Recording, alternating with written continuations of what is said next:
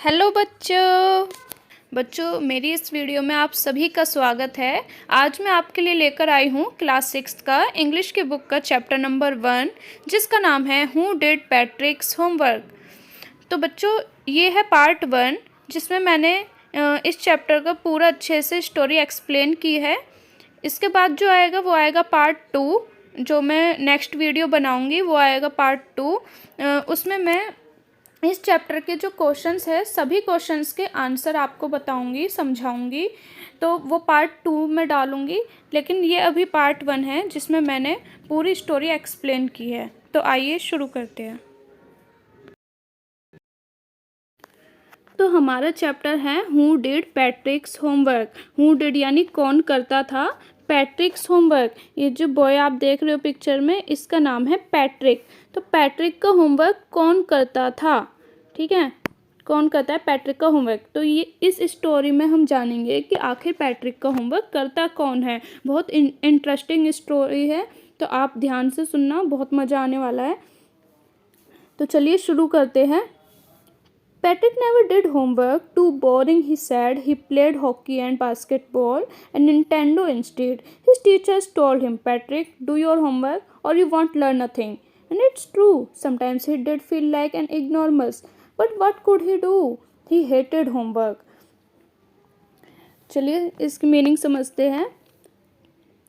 Patrick never did homework, Patrick ने कभी अपना होमवर्क नहीं किया था। नेवर मतलब कभी नहीं, ठीक है, तो नेवर मतलब कभी नहीं। पैट्रिक ने कभी अपना होमवर्क नहीं किया। टू बोरिंग, उसे बहुत बोरिंग लगता था। ही सैड, उसने क्या कहा कि बहुत बोरिंग है यार होमवर्क करना। ही प्लेड हॉकी, वह खेलता था hockey and basketball and Nintendo instead. Instead मतलब के बजाय, यानी वह होमवर्क करने के बजाय उसे हॉकी, बास्केटबॉल और निंटेंडो खेलना पसंद है। निंटेंडो क्या होता है? Nintendo is a video game. Nintendo एक वीडियो गेम होता है, तो आप सर्च करके देख सकते हैं किस टाइप का होता है। तो उसे हॉकी, बास्केटबॉल और निंटेंडो खेलना पसंद था। His teachers told him, Patrick, उसके टीचर भी बोलते थे उससे कि पैट्रिक डू योर होमवर्क, अपना होमवर्क करो और यू वॉन्ट लर्न नथिंग, वरना तुम एक भी चीज़ नहीं सीख पाओगे, ठीक है। एंड इट्स ट्रू, और यह सच भी है। Sometimes he did feel like an ignoramus, क्योंकि पैट्रिक को कभी कभी फील भी होता है कि वो इग्नोरमस है। Ignoramus an ignorant person, ignoramus an ignorant person lacks education. Ignoramus किसे बोलते हैं? जिसके पास एजुकेशन की कमी हो, लैक ऑफ एजुकेशन मतलब जो अज्ञानी हो, जैसे खुद फील हो कि हाँ भाई मुझे कुछ नहीं आता, मैं तो अज्ञानी हूँ, मुझसे नहीं होता, तो उसे खुद भी फील होता था ये सब कि वो इग्नोरमस है। But what could he do, लेकिन वह कर क्या सकता है? ही हेटेड होमवर्क, उसे अपना होमवर्क करना पसंद ही नहीं है, वो हेट करता है होमवर्क से, तो वो कर भी क्या सकता है अब। Then one day he found his cat playing with a little doll and he grabbed it away. एक दिन उसने देखा कि उसकी जो कैट है वो खेल रही है, playing with a little doll. किसके साथ खेल रही है? एक लिटिल डॉल के साथ खेल रही है उसकी cat. And he grabbed it away, grabbed मतलब कि अचानक से उठा लेना या छीन लेना। तो पैट्रिक ने क्या किया? पैट्रिक ने जैसे ही देखा कि उसकी जो कैट है वो एक छोटी सी डॉल के साथ खेल रही है, तो पैट्रिक ने उसे उठा लिया डॉल को। And to his surprise it was not a doll, वह सरप्राइज हो गया। क्यों हो गया? क्योंकि वह एक डॉल नहीं थी। वह क्या था? वो तो उसे डॉल समझ रहा था, लेकिन वो था क्या? चलिए देखते हैं।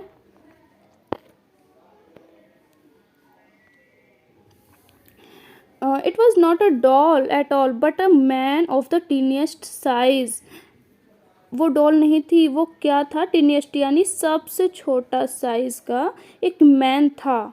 आप यहाँ पे देख पा रहे होंगे, इसकी बात की गई है। उसने देखा कि ये तो एक मैन है सबसे छोटे साइज का। He had a little wool shirt with old fashion breeches and a high tall hat must like a witches.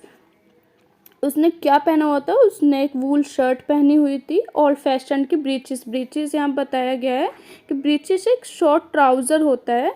तो आप पिक्चर में देख पा रहे होंगे इसके कपड़े। इसने वूल शर्ट, शॉर्ट ट्राउज़र पहना हुआ था और एक लंबी सी हैट, एक हाई टॉल हैट लगा रखी थी।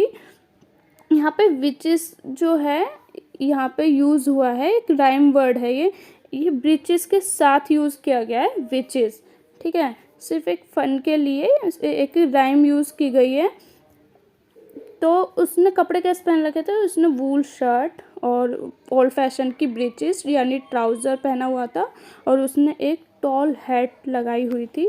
ठीक है, ही येल्ड, वह चिल्लाया, सेव मी, मुझे बचाओ, don't give me back to that cat, और मुझे उस बिल्ली को वापस बिल्कुल मत देना। कौन चिल्लाया था? ये जो लिटिल मैन था, ये जो पिक्चर में आप देख पा रहे हैं, ये चिल्लाया था कि सेव मी, मुझे बचा लो और मुझे उस कैट को वापस मत देना। I will grant your wish, मैं तुम्हारी एक विश पूरी कर दूंगा। ग्रांट मतलब देना। तो तुम मुझे उस बिल्ली को वापस मत देना, इसके बदले मैं तुम्हारी एक विश पूरी कर दूंगा। आई प्रॉमिस यू डैट, और मैं तुमसे प्रॉमिस करता हूँ। किस लिटिल मैन ने किससे कहा? पैट्रिक से कहा। ठीक है, Patrick could not believe how lucky he was. Patrick को बिलीव नहीं हुआ, वाओ वो कितना लक्की है, my god, here was the answer to all of his problems. Patrick बहुत खुश हो गया कि वो उसकी विश पूरी कर देगा, यानी कि उसकी जो प्रॉब्लम है पैट्रिक की, वो अब सॉल्व हो जाएगी। उसका सॉल्यूशन उसे मिल चुका था। उसकी प्रॉब्लम क्या थी? पैट्रिक की प्रॉब्लम थी क्या? क्या विश पूरी करवाना चाहता है अपनी? पैट्रिक की प्रॉब्लम है उसका होमवर्क। उसे होमवर्क करना बिल्कुल पसंद नहीं है। सब कहते रहते हैं होमवर्क करो, होमवर्क करो। अरे भाई, नहीं पसंद उसे होमवर्क करना। तो अब पैट्रिक को अब सॉल्यूशन मिल गया अपनी प्रॉब्लम का। अब वह बहुत ज़्यादा खुश है कि वाओ, अब मेरा होमवर्क हो जाएगा। सो ही सैड, तो उसने कहा, किसने कहा? पैट्रिक ने कहा। किससे? लिटिल मैन से। ठीक है, so he said only if you do all my homework till the end. Patrick ने कहा कि ठीक है भाई, मैं तुम्हें कैट को नहीं दूंगा, लेकिन तुम्हें क्या करना होगा? लेकिन मैं नहीं दूंगा, पर तुम्हें उसके बदले क्या करना है? मेरा होमवर्क करना पड़ेगा till the end of the semester, that's 35 days. मेरे सेमेस्टर के एंड तक तुम्हें मेरा होमवर्क करना पड़ेगा, जो है 35 डेज़ का। ठीक है, तो यानी you have to do my homework for the 35 days if you do a good enough job. अगर तुम अच्छा काम करोगे तो I could even get A's, तो मुझे ए ग्रेड भी मिल सकती है। ठीक है, हो सकता है मुझे ए ग्रेड भी मिले। The little man's face wrinkled like a dishcloth thrown in the hamper. He kicked his legs and doubled his fists, and he grimaced and scowled and pursed his lips. Oh, am I cursed? But I will do it. इसमें क्या होता है बच्चों कि जो little man होता है उसका फेस रिंकल्ड हो जाता है, यानी गुस्से से चेहरे पे सरवटें आ जाती है। Like a dish cloth thrown in the hamper. Hamper means होता है बास्केट। इसमें बताया कि उसका फेस रिंकल्ड कैसे हो जाता है, जैसे हम जो कपड़े होते हैं उसे सुखाने के लिए लेकर जाते हैं, तो उसे निचोड़ कर जब बास्केट में रखते हैं तो कपड़ा कैसा हो जाता है? रिंकल्ड हो जाता है ना। तो वैसे ही लिटिल मैन का जो फेस है वो रिंकल्ड हो जाता है। And he kicked his legs and doubled his fists and he grimaced and scowled and pursed his lips. इसमें है कि वो जोर से एक लात मारता है ज़मीन में गुस्से में। डबल्ड हिज फिस्ट, जैसे आप फाइट के लिए अपने दोनों हाथ रेडी नहीं कर लेते हो कि जैसे अभी मुक्का मारोगे ऐसे मुट्ठी बंद करके, तो वैसे ही उसने भी अपने फिस्ट तैयार करके अपने ऐसे करके कहा कि ओ नहीं यार, मुझे नहीं करना। And he grimaced and scowled and pursed his lips, और मतलब उसके चेहरे पे साफ झलक रहा था कि वो काम नहीं करना चाहता, और एक गुस्से वाला फेस था, जैसे डिसअप्रूवल वाला होता है ना, उसका एक्सप्रेशन उसके चेहरे पे दिख रहे थे। Oh am I cursed but I will do it. वो बोल रहा है कि क्या मैं श्रापित हूँ? कर्स्ड मतलब श्रापित होना। तो वो बोल रहा है क्या मैं श्रापित हूँ, जो जब देखो मुझसे हर कोई यही कहता है कि मेरा होमवर्क कर दो, होमवर्क कर दो, तो मैं भी इसको होमवर्क करना नहीं पसंद, तो इसलिए यह गुस्से में है, परेशान है। बट लेकिन आई विल डू इट, अब उसे करना तो पड़ेगा क्योंकि उसे कैट से जो बचना है, इसलिए उसने पैट्रिक से बोल दिया कि ठीक है मैं तुम्हारा होमवर्क कर दूंगा, लेकिन तुम मुझे बस उस कैट से बचा लेना, ठीक है। आगे देखते हैं।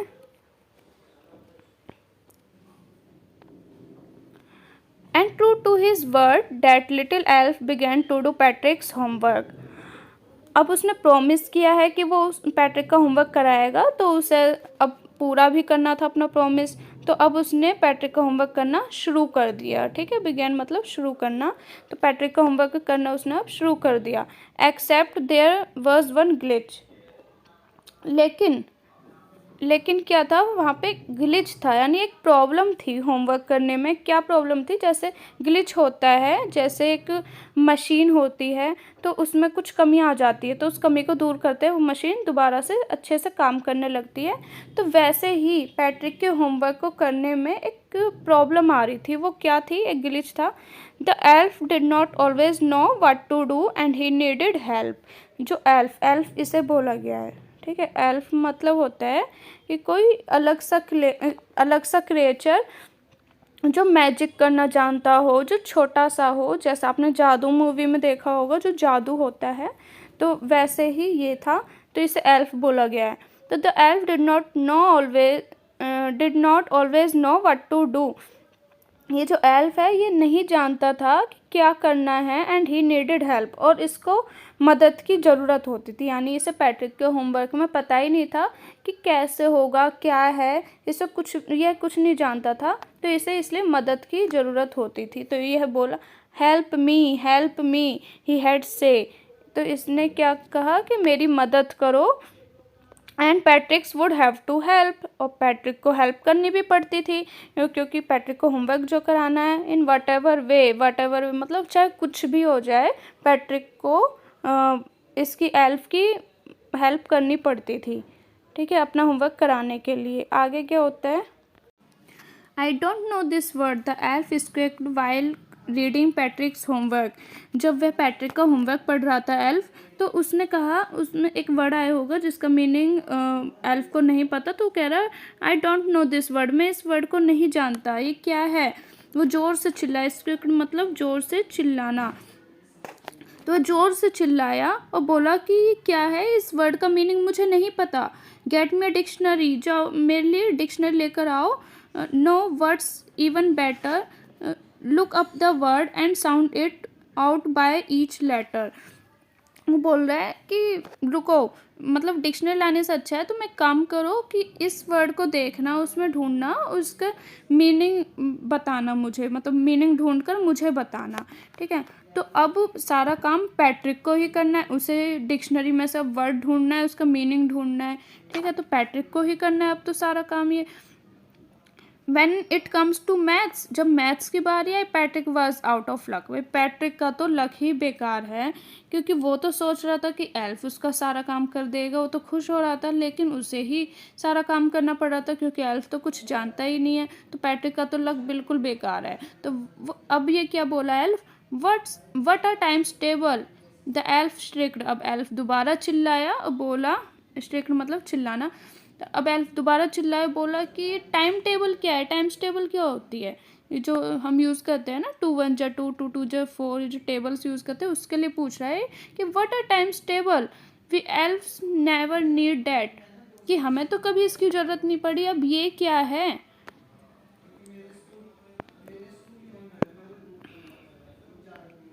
The addition and subtraction and division fraction.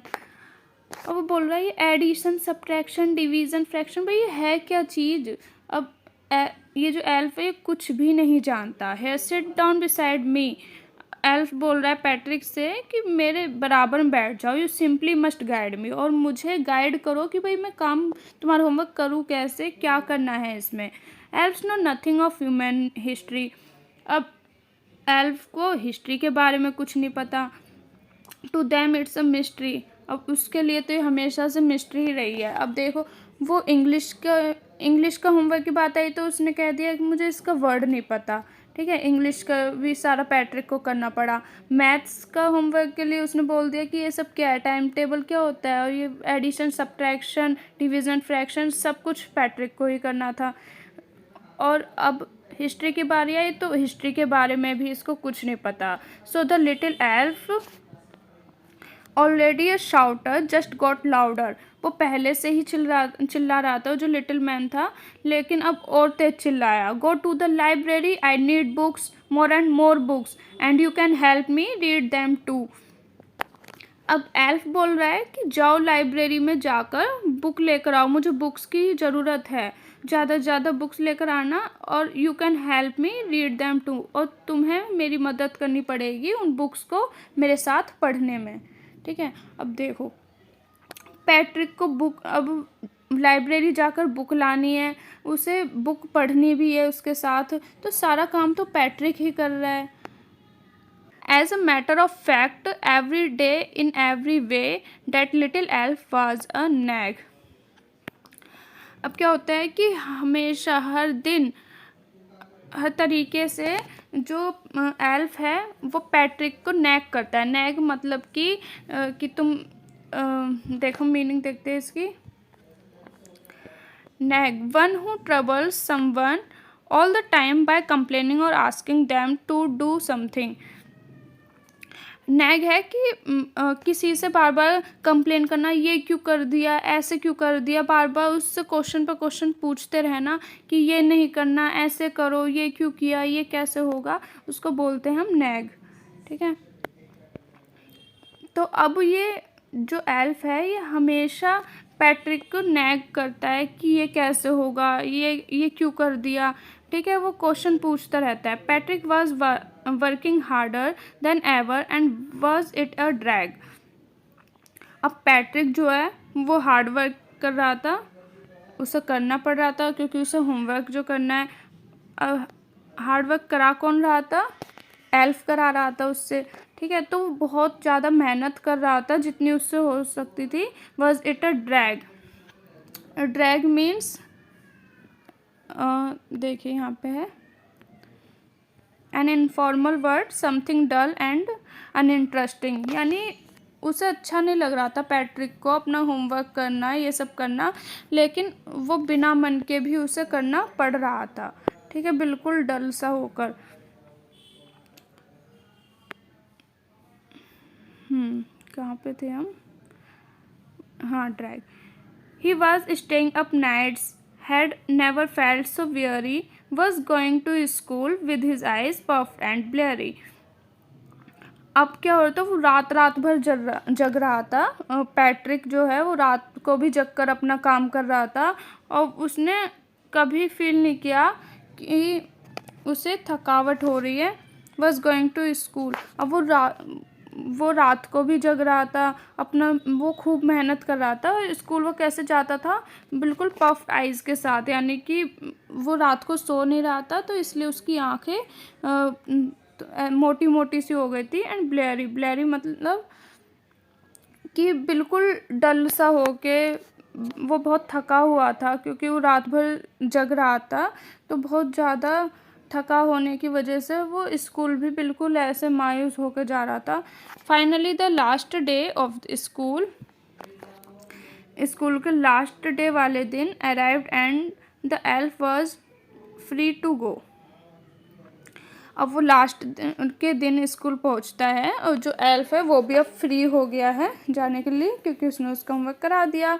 जैसे कि बात हुई थी होमवर्क के लिए, तो होमवर्क तो पूरा हो गया, अब वो जा सकता है। There was no more, so he quietly and slyly slipped out the back door.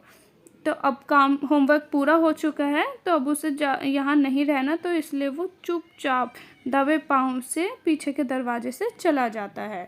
ठीक है, Patrick got his A's, his classmates were amazed, his teachers smiled and were full of praise. अब जो पैट्रिक है उसकी A grade finally आ ही गई, और उसके जो क्लासमेट हैं वो बहुत ज़्यादा अमेज्ड है कि वाओ, इतने अच्छे नंबर इसके कैसे आ गए। His teachers smiled and were full of praise. अब उसके टीचर भी उसकी तारीफ़ कर रही है कि इसने बहुत हार्ड वर्क किया है, तो सभी बहुत खुश हैं। एंड हिज पेरेंट्स, उसके पेरेंट्स का क्या, they wondered what had happened to Patrick. वो सोच रहे कि पैट्रिक के साथ हुआ क्या। He was now the model kid, अब वो मॉडल किड बन चुका है। cleaned his room and did the chores. अब उसके पेरेंट्स कह रहे हैं कि इसमें तो बिल्कुल ही बदलाव आ गया, ये हुआ क्या, ये इतना अच्छा बन गया, अब ये अपने रूम की भी सफाई रखता है और चोर्स यानी कि ये देखिए, work that must be done every day often boring, यानी कि बिना बोर हुए वह अपने दिन भर का जो भी ज़रूरी काम होता है सारा काम कर लेता है, घर की सफाई भी करता है. Was cheerful, never rude, like he had developed a all new attitude. अब वह बहुत खुश रहता है, ना किसी से रूडली बिहेव करता है, बिल्कुल जैसे एक like he had developed a whole new attitude, जैसे कि वह एक न्यू एटीट्यूड के साथ डेवलप्ड हुआ हो, बिल्कुल ऐसे बिहेव करता है. एटीट्यूड मीन्स होता है कि दूसरों को देखने का नज़रिया जो है उसका अब बहुत अच्छा हो गया है. Attitude means a feeling about someone और समथिंग, किसी चीज़ को लेकर, किसी को लेकर जो हमारी फीलिंग होती हो, तो अब उसका होल न्यू एटीट्यूड डेवलप्ड हुआ है. You see, in the end, Patrick still thought he had made that tinny man do all his homework. अब तुम देख सकते हो जो पैट्रिक है ये अभी भी क्या सोच रहा है. पैट्रिक सोच रहा है कि वो जो टिनी मैन था उसी ने ही उसका होमवर्क किया है सारा. But I will share a secret, लेकिन ये सेक्रेट मैंने सिर्फ तुमसे शेयर किया है, just between you and me. तो ये सिर्फ तुम्हारे और मेरे बीच है कि उसका होमवर्क किया किसने. It was not the Patrick had done it himself. अब इसमें है कि लास्ट में पैट्रिक को लग रहा है कि उसका होमवर्क उसी टिनी मैन ने किया है, लेकिन ये सीक्रेट सिर्फ तुम्हारे और मेरे बीच है कि हमें पता है कि होमवर्क उसने खुद ही किया है. अब खुद ही किया है ना, अब वो सारा तो खुद ही करता था, डिक्शनरी से वर्ड देखना, हिस्ट्री के जो भी काम था वो खुद करना, मैथ्स में सब चीज़ बताना, तो सारा काम तो उसने खुद ही किया था. ठीक है, तो बच्चों इस स्टोरी का एंड होता है यहीं पर. इस स्टोरी के जो ऑथर है वो है कैरोल मोरे. तो जो भी मैंने न्यू वर्ड्स, डिफ़िकल्ट वर्ड्स की मीनिंग आपको बताई है वो सब आप अपनी कॉपी में लिख लेना, ये आपको हेल्प करेगा. तो ये था हमारा पार्ट 1 जिसमें मैंने आपको पूरी स्टोरी एक्सप्लेन की. अब इसके बाद जो नेक्स्ट वीडियो आएगी वो आएगा पार्ट 2. इस स्टोरी के मैं और क्वेश्चंस के आंसर आपको समझा कर लिखवाऊँगी, तो उसको भी ज़रूर देखना. तो बच्चों thank you for watching this video and see you in the next video. तब तक के लिए बी हैप्पी.